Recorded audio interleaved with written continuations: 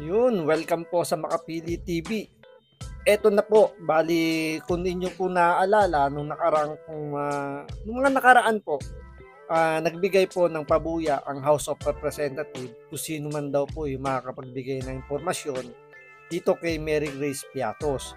So sa mga hindi po nakakalam kung sino po si Mary Grace Piatos, ito po yung nag-viral na pangalan po doon sa acknowledgement receipt na isinabmit po ng OVP, ng Office of the Vice President, para sa kanilang confidential funds. So, ngayon po yung mga kasamaan po ni Congressman Marcoleta sa Kongreso, nag-aksaya po ng panahon para po talagang hanapin kung itong Mary Grace Piatos ba na to is nag-i-exist. So, sabi nga rito ni Congressman Marcoleta, tila bagang itong mga kasamahan niya mukhang hindi gumagamit ng common sense. So sa unang tingin pa lang, alam naman natin na hindi totoo yung pangalang Mary Grace Piatos, pati na rin po yung ibang mga pangalan na nakasulat doon sa acknowledgement receipt. Dahil nga sa nature nga po ng pondo na kanilang inimbestigan, which is yung confidential funds, wala pong matinong tao ang magbibigay ng totoong pangalan nila na para isubmit, para makuha nila yung bayad doon sa ibinigay nilang confidential information. So, siyempre, kailangan nilang protektahan yung kanilang sarili at ganun din naman yung gagawin ng Office of the Vice President. Kailangan nilang protektahan yung nagbigay ng specific or isang confidential na information. So, hindi nila ilalagay yung totoong pangalan. Pero dahil nga sa ang pinakalayunin talaga ng House of Representatives, lalo na yung Committee on Good Governance, ay talagang siraan po si Vice President Sara Duterte. Pinalalaki nila yung issue at ito nga at ginagamit nila ngayon yung PSA, yung Philippine Statistics Authority, at yung nga naglabas ng statement na hindi nag-exist ang Mary Grace Piatos. Kaya nga po rito, napakaganda rito ng mga binitawang patutsada ni Congressman Marcoleta sa mga kasama niyang kongresista na alam naman natin na mga matatalino ito. Pero bakit gano'n na parang hinahayaan nilang maging bobo sila or hindi nila ginagamit yung kailang sentido common para lang i-verify kung yung taong ito is totoo o hindi. So ito, panoorin po natin itong si Congressman Marcoleta kung paano niya banatan yung kanyang mga kasamaan sa House of Representatives. Pero siyempre, bago natin simulan niya, kung hindi ka pa nakasubscribe sa Makapili TV, baka pwede naman pakipindot muna yung subscribe button. At the same time, palike na rin po ng video, wala naman pong bayad yan. Kaya pindot na. So ito, panoorin po natin ito si Congressman Marcoleta at kung paano niya banatan yung kanyang mga kasamahan sa Kongreso. So ito, panoorin po natin. At bakit? Ang House Committee on Good Government and Public Accountability Na naman? para alamin daw po sa PSA para alamin po sa PSA ang tala ng taong nagngangalang Mary Grace Piatos sa kanila pong database. So, ngayon, ito namang PSA, Opo. anong ginawa? Ang atin pong National Statistician at Civil Registrar General Claire Dennis Mapa ay nagpadala po ng sagot kay Congressman Joel Chua at mayroon pong sertifikasyon na walang Certificate of Live Birth, wala pong Certificate of Marriage, wala pong Certificate of Death sa kanilang database. Ito pong si Mary Grace Piatos. Inilabas po kahapon, Disyembre 2, ang sertifikasyong ito. At sabi ko nga sa inyo talagang pinagbubusan pa ng pagkakataon ng panahon. Ayon pa po dito kay Dennis Mapa, ang ating National Statistician, maaari silang maghanap pang muli ng tala ni Piatos kung mabibigyan lang sila ng karagdagang impormasyon tulad po ng pangalan ng kanyang magulang. So hinahanap ngayon ay pangalan ng magulang dito po si Mary Grace Piatos. Yan ang sinasabi ko sa iyo, Jen. Nung nakaraang araw, nagsalita na yung Pangulo ng Republika ng Pilipinas, Jen. Yan kanya pinag-uusapan ninyo. Ano yung sabi niya? Hindi man importante yan eh. At anong cup of tea, ano sabi niya? Hindi, sinabi niya, wala namang importante dyan eh. Oho. Yan pinag-uusapan ninyo, hindi naman makapag-contribute ng mabuting bagay kahit sa isang buhay ng isang Pilipino. Ganun ang pagkakasabi. Yes. O sa pagkakayamot niya siguro, sinabi niya, as a matter of fact, in my opinion, it's a storm in a teapot. Yun, storm na teapot. Oh, di ba? Tama po kayo. Ang lalim na Alam po ninyo, yung kahulugan po nun, yan po ay mga, kung tawagin po nila, yung mga metaphor. Oho. Siyempre po, yung bagyo, hindi mo na mailalagay sa isang tasa, di ba? Opo, opo. So, metaphor ang tawag niyan. Yung pong ibig sabihin nun, isang napakaliit na bagay na pilit pinalalaki. Katulad yan. So, lahat po ng nakikinig, tama po yung sinabi ni Pangulong Bongbong Marcos. Tingnan po ninyo, napapatunayang isa-isa, ang isang napakaliit na bagay, pinalalaki po. Ngayon, kinasangkapan ang Philippine Statistics Authority para hanapin ang isang bagay na wala. Alam mo kung bakit ko sinasabi isang bagay na wala? Opo. Hindi ko naman maintindihan yung mga kasama ko. Anong pangalan ng committee, Jen? Committee on Good Government and Public Accountability. Yung bang pangalan, descriptive talaga, Jen? Mukhang yun naman po, Pokong, kung ayun ang kanilang kiniklaim. Hindi, yung pangalan Opo. ng komite. Okay. Ulitin mo kung ano yung pangalan ng komite. House Committee on Good Government and Public Accountability. Oo. Kapag ka ba ang isang komite ay naglalayo ng good government, Opo. hahanapin mo ba yung bagay na wala? Maghahanap ka ng bagay na wala. Hindi po.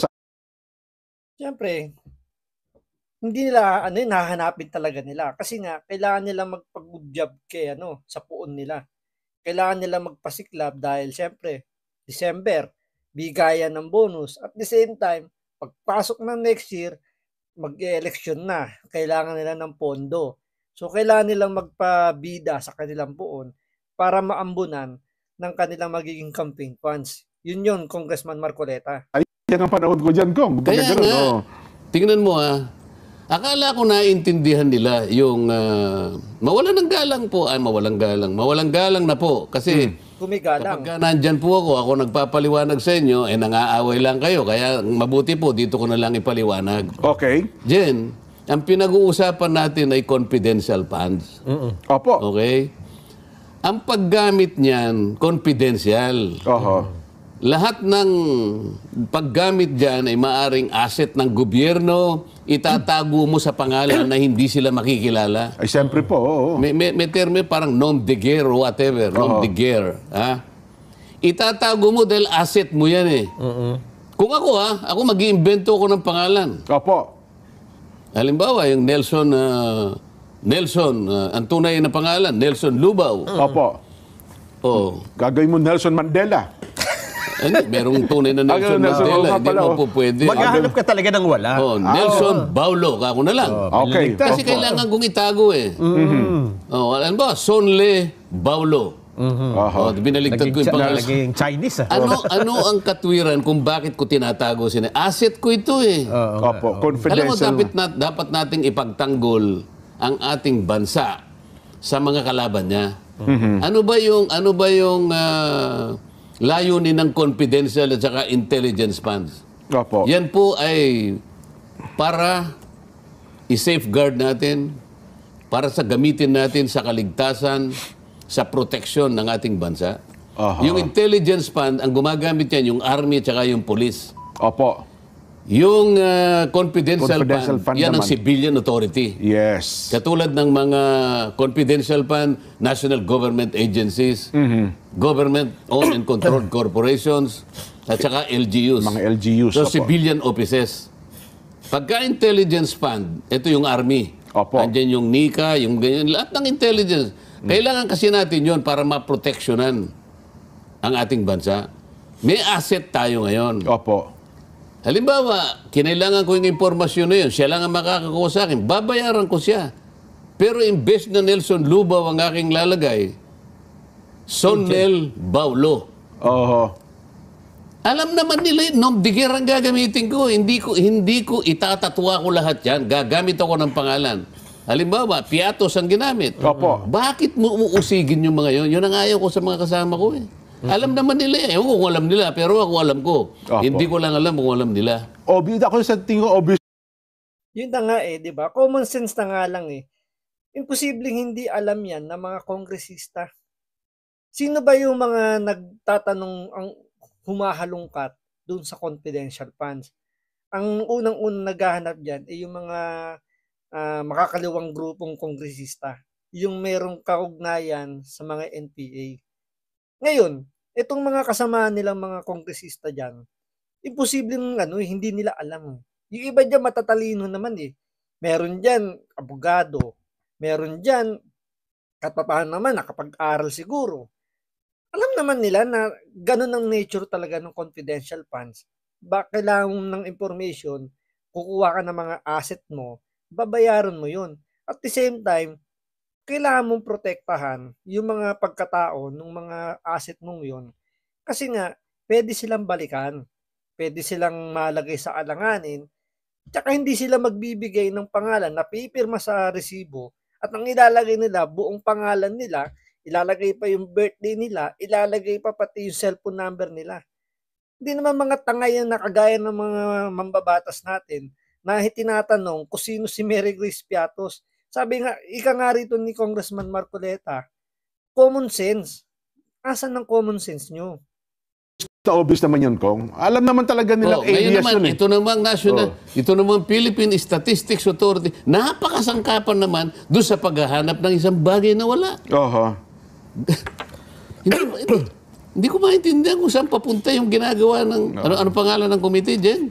House Committee on Good Government Baka and gusto mong Public... palitan ng pangalan. Wag naman. Baka magdamdam po yung mga miyembro ko. Hindi. Sinabi ko lang na baka gusto mong Anong ilalagay natin, Kong? bahala kayo. Kasi ako... Sinasabi ko lang baka ako gusto nyo mag-isip ng akmang pangalan. Isipin mo. Siguro maganda, Committee on Common Sense. Di ba? Committee on Common Sense. Baka yun ang nawawala sa kanila dahil kailangan nilang sumunod sa kanilang puon. Dahil nga naman, dahil sa bonus, kailangan nila yan dahil sa mag-e-eleksyon, at kailangan nila ng additional budget. Di ba? Para syempre, in case nga naman na hindi sila manalo, at least, meron na silang pampondo sa ilang taon na mababakante sila. So, 3 taon sila mababakante dahil every 3 years may election. So, kailangan nila ng pondo. So, kailangan nilang gawin na mawala yung kanilang common sense para lang makakuha ng budget, para at least makapag-sustain sila if ever na hindi sila manalo ngayong darating na eleksyon. Asset itong mga ito. Oho. Pagtatakpan mo sila sapagkat silang nakatutulong para proteksyonan ang kasarilan ng bansa mo. Oho. Kaya nga confidential fund eh. Kaya pala kung... Nakita mo ba kung sino yung masigasig na tumutugis sa mga yan? O ito, babanggitin ni Congressman Marcoleta kung sino ba yung napakamasisigasig na naghahanap doon sa confidential funds, doon sa paghihimay kung saan ginamit yung confidential funds. Panoorin po ninyo to. Ha? Opo. Makabayan Black. Ayun na nga po, Kong. Yung Makabayan Black ba? Meron na bang nagawang mabuti ang gobyerno sa kanila? Lahat na ng ginawa ng gobyerno mula sa kasaysayan nila, wala pang ginawang mabuti ang gobyerno eh. Ngayon sila yung sumasama dyan. Sila ngayon ang talagang nakapagsasalita sa committee ng ano na yun? Good Government and Public Accountability. Confidential pa naman eh. Sila nga, hindi mo makikita na talagang ang layunin nila ay proteksyonan ng ating bansa eh. Gusto kasi nilang malaman kung sino yung mga yan para malaman diba? sino nanitik sa kanila. Kaya nga nila inuusig ngayon. Para ngayon, ilitaw ninyo sino ba yan sapagkat yun ang gusto nila. Pag lumitaw yun, ako yari na Samantalang kung tatanungin mo, kayo po ba ay nagmamahal sa bansa natin? Ay, makabayan po kami. Tsaka sabi nila. Paano nyo po nasabi na makabayan kayo? Bakit po kayo yung makabayan? Ano po kami, makapili? So yun, banggit na rin lang naman yung Makapili. Welcome po sa Makapili TV. Anyway, yun nga, ang Makabayan Black po talagang gigil na malaman kung saan ginamit yung confidential funds. Alam naman po natin na ang confidential funds ng OBP, ginamit yan para puksain ang mga NPA. Dahil si BP Sara po ay naging NTF-ELCAC chairperson po.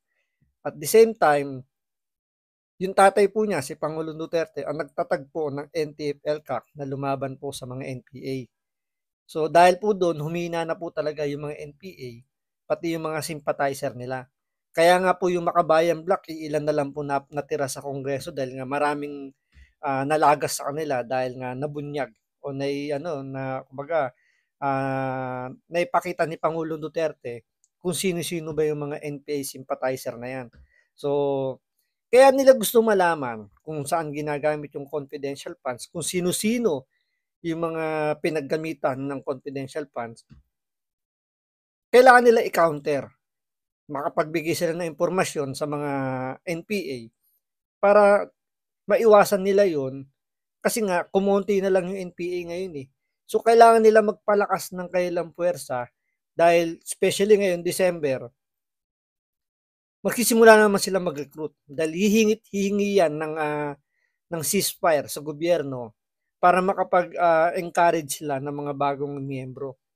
So, kaya nila hinahanap yung confidential funds na yan. Siyempre, kailangan nilang malaman sino-sino yung mga nagbibigay ng tip na nagtuturo kung sino-sino yung mga NPAs do sa mga komunidad nila, saan-saan yung mga NPA na yan. Yan po yung talagang pinaka-main reason yan kung bakit kinakapitalize ngayon ng mga aktivista, yung mga sympathizer ng NPA, yung Quadcom, yung Committee on Good Governance, dahil nga kailangan nilang mai-counter kung paano lalabanan yung pagtugis sa kanila ng NPA. Kaya nga kumbaga no wonder baka pagising natin iilan na lang yung mga Makabayan Bloc diyan sa Kongreso. Sana naman ganoon na mangyari na mag-election po, nasa atin po yung kapangyarihan. Huwag na po nating iboto yung mga sympathizer na yan para maubos na pong tuluyan yung mga salot na yan, di ba? So hanggang dito na lang po. Maraming salamat sa panonood. Ingat po kayo lagi. God bless.